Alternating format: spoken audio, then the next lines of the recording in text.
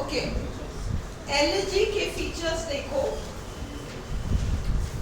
But अभी हमारे पास जो क्विज है 18 क्वेश्चंस का, ये सिर्फ एलजी के ऊपर नहीं है, और भी बातें हैं इसमें।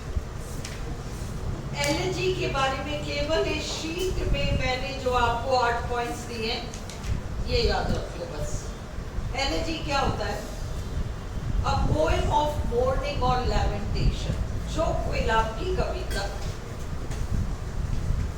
It is formal and sustained.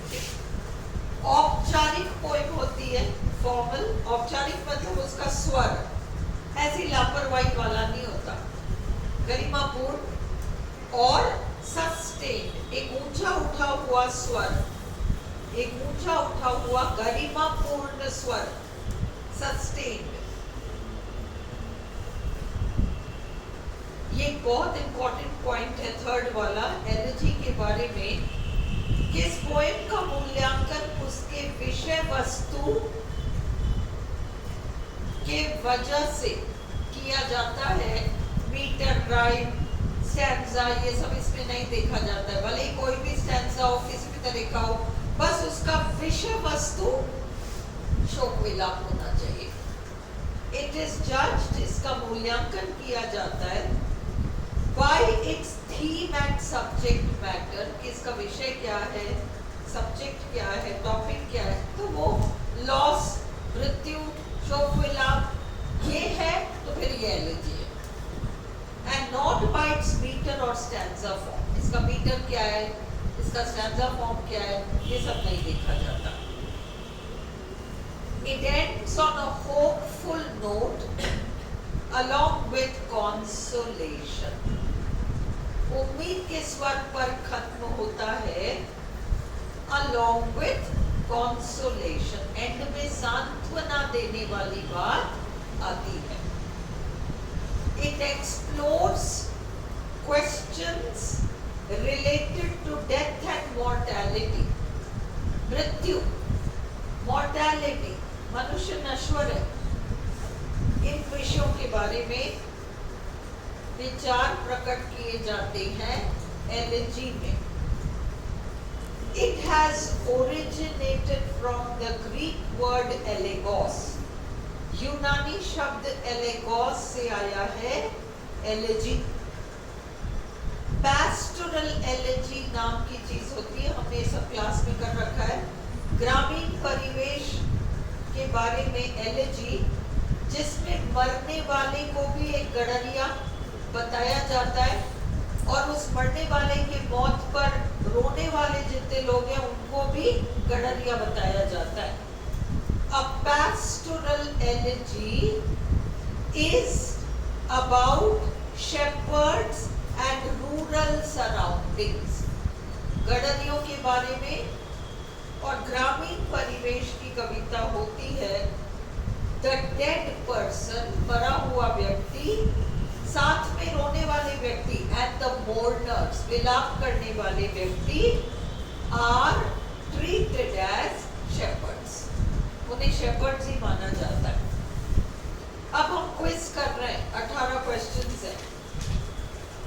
In a dramatic monologue, a character gives a speech directly to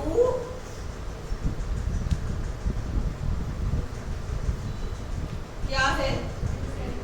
dramatic monologue का कैरेक्टर, जो डायरेक्टर, वो ड्रामेटिक मोनोलॉग का कैरेक्टर जो स्पीच देता है, वो खुद को देता है, खुद को देता है। क्या वो खुद को देता है? अगर वो खुद को स्पीच दे रहा होता तो उसको क्या कहते हैं हम? सोलिलोक्वी। किसको दे रहा है स्पीच? अच्छा, तो आपका आंसर ए है। क्या बी नहीं है? क्या माय लास्ट डचेस, जो आप सबने बीए फाइनल में पढ़ा है, उसमें ड्यूक उस काउंट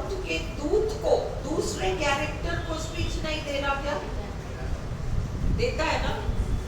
किसी किसी ड्रामेटिक मोनोलॉग में तुम सबने अगर स्कूल में लिटरेचर पढ़ा हो तो यूलिसिस नाम की पोएट है। यूलिसिस में यूलिसिस तो ऑडियंस को बोल रहा है, ऑडियंस या कैरेक्टर को, दोनों ही। इसलिए आपका आइदर ए और बी है। ओके, देखो एमए फाइनल में जिन्होंने एमए किया इंग्लिश में, पॉर्फिरियाज लवर नाम का पोएम था। उसमें पॉर्फिरिया का प्रेमी पॉर्फिरिया की हत्या करके किसको बताता है? ऑडियंस को। A dash is a speech that a character makes to himself. अब आएगा soliloquy। अगर उसको असाइड पूछना होता, तो असाइड एक स्पीच नहीं है। A line or two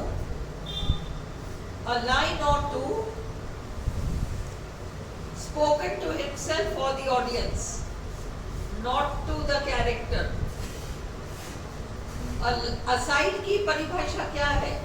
अगले क्विज में मैं असाइड डाल दूंगी, अभी तो आप इतना याद कर लो। असाइड में अरे कैसा पागल है, इसको कुछ समझ में तो आता नहीं है, ये इसको आप स्पीच नहीं कहोगे, ये एक लाइन और टू है। मैंने आपको कहा है इसके बारे में, कैरेक्टर के बारे में। असाइड में व्यक्ति या तो खुद से कहता है या ऑडियंस को कहता है कैरेक्टर के बारे में, कैरेक्टर को नहीं। अंडरस्टूड? ये आपका असाइड है, इसको मैं अगले क्विज में ले लूंगी, अभी परेशान मत हो, बट समझो ये चीजें। अगर कॉन्सेप्ट क्लियर होंगी तो आंसर कर लोगे। How does a speaker reveal his temperament and character in a dramatic monologue? Speaker अपने व्यक्तित्व को दर्शाता है कैसे?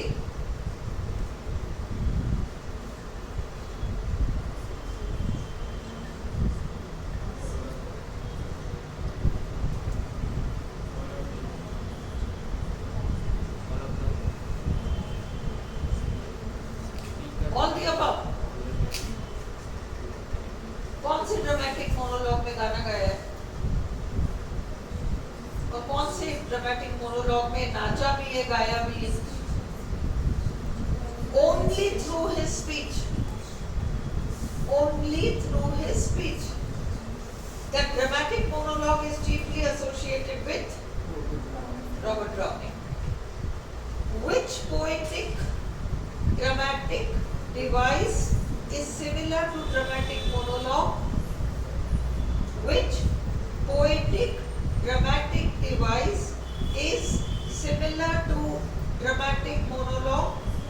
Soliloquy। कुछ मिलता जुलता है। फर्क क्या है? सॉलिलोक्वी में व्यक्ति अपने आप से बात कर रहा है, ड्रामेटिक मोनोलॉग में या तो ऑडियंस से बात कर रहा है या किसी कैरेक्टर से बात कर रहा है। Conflict is a feature of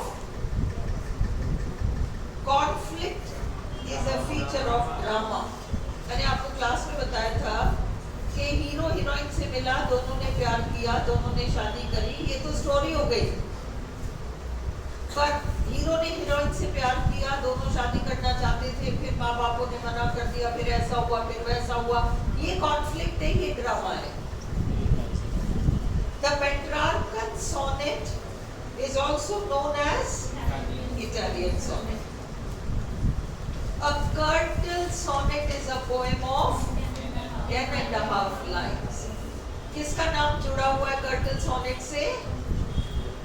कौन से कवि का नाम जुड़ा हुआ है कर्टल सोनेट से? G.M. हॉपकिंस। लिख लो, G.M. Hopkins, H-O-P-K-I-N-S।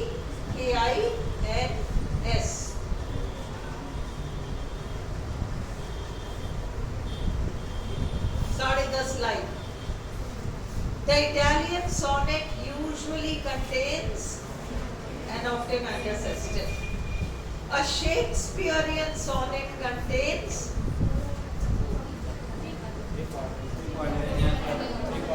3 quatrains and a couplet. जल्दी जल्दी में आंसर मत देना, 3 couplets and 1 stanza। तो 3 and 1 का तो आपको याद है ही, गड़बड़ मत कर देना, बहुत ध्यान से आंसर करना। The English sonnet contains 3 quatrains and a couplet।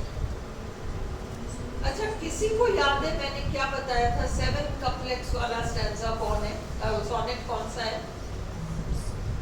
नहीं पूछेगा आरपीएससी, पर करा रखा है मैंने क्लास में। 7 couplets वाला सोनेट कौन सा है?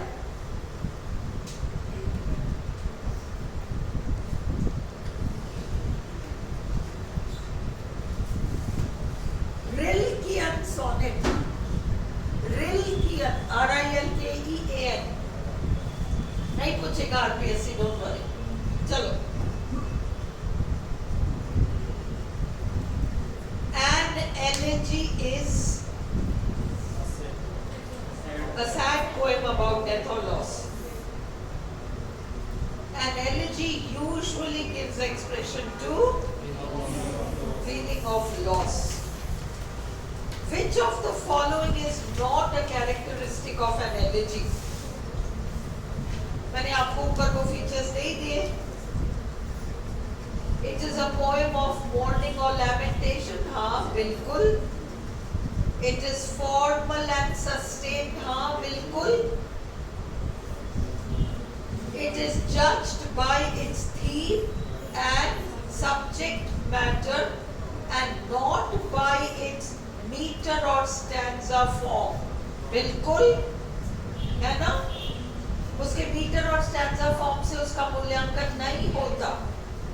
It is always written in quatrains. बिल्कुल नहीं, जरूरी नहीं है, जरूरी नहीं, always, mostly written, not always. Dash is a speech given at a funeral. Dash is a speech, yes, given at a funeral। देखो, एलेजी तो शोक गीत है, यूलजी एक स्पीच है जो कि किसी के वो दाह संस्कार वगैरह, जो इन लोगों के अंतिम संस्कार होता है दफनाने का, वहां पर दिया जाता है। रेक्वीम, रेक्वीम क्या है समझो? रेक्वीम, जब कोई व्यक्ति मर जाता है तो उसके बाद चर्च में उसके लिए जो एक विशेष प्रार्थना सभा का आयोजन किया जाता है, उसमें जो कहा जाता है वो प्रार्थना सभा, पूरा पूरा वो प्रार्थना सभा मृत व्यक्ति के लिए, वो पूरा, और उसमें जो जो कहते हैं वो सब रेक्वीम है ना। अपन लोगों में भी जैसे वो 3rd 4th डे या कहीं बीच में वो 12 दिन के अंदर ही किसी मंदिर में या किसी हॉल में कुछ करा देते हैं, लोग आते हैं जिसको जो कहना होता है वो सारा रेक्वीम। नॉक्टर्न, ये अब अपने को लेना देना ही नहीं है। The word elegy is derived from, बस ये याद रख लो, the Greek word elegos meaning funeral lament। Prose does not include, prose में उपन्यास आता है, हाँ बिल्कुल आता है। प्ले आता है, हाँ बिल्कुल आता है। स्टोरी आती है, बिल्कुल। पोएम नहीं आती, ठीक है। अ फिक्शनल प्रोज टेल, एक काल्पनिक गद्य रचना कहानी ऑफ नो स्पेसिफाइड लेंथ, जिसकी लंबाई का कोई फिक्स्ड कुछ भी नहीं है, but too short to be published as a novella। but इतना छोटा कि उसको नॉवेला भी बना के छाप नहीं सकते, उसे क्या कहते हैं?